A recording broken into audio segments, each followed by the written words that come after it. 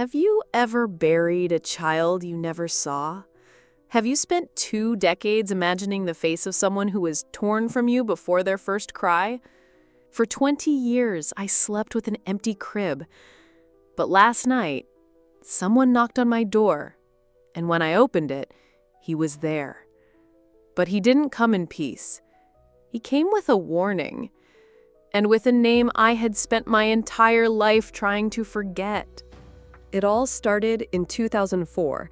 I was 24, my first child. The pregnancy wasn't planned, but it was welcomed with love.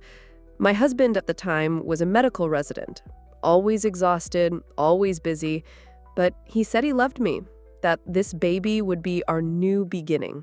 I remember the smell of the maternity ward, the cold of the IV in my vein, the white light cutting through my eyes.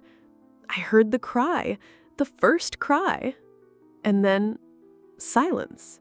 They said my son had complications, that he was rushed to the neonatal ICU, that he fought but didn't make it. They didn't let me see him. They said it was for the best. They just handed me a certificate and an emptiness that burned inside me for 2 decades. My marriage fell apart. He grew colder, slept out, blamed me, said I was stuck in the past. But something inside me was screaming that my son was still alive. I went to therapy, I tried to move on, I tried to get pregnant again. But every time I looked at a crib, it was like staring into a grave. My heart knew this wasn't right. 2 decades passed.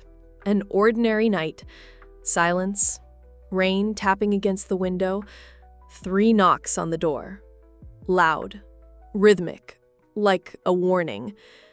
I opened it. He was there. Tall. Thin. A firm jaw.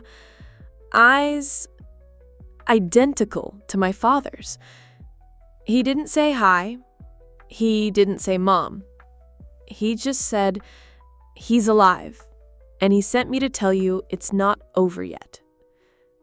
My son, the same one they said was dead.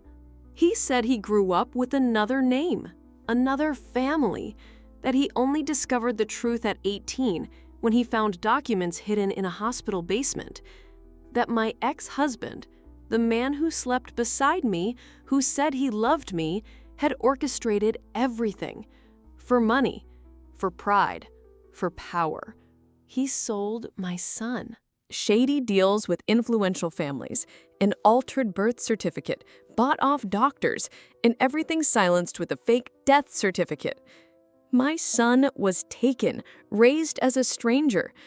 He grew up feeling that something was wrong, and when he found out, he ran away. He said he was being followed, that he couldn't stay, but he needed to give me something, a letter, and a name, Dr. Armando Vieira, the same doctor who signed the fake death certificates of 3 other children at the same hospital, all connected to my ex-husband. The letter said, "She deserves to know, but tell her to run if he finds out you went to her." He didn't cry. He didn't hug me. He just looked at me with anger, with pain, and said, "You didn't lose me. He took me." And he left the door open, and the scent of the past invading my home once again. To this day, I don't know what hurt more, losing my son or realizing that even though he came back, he was no longer mine.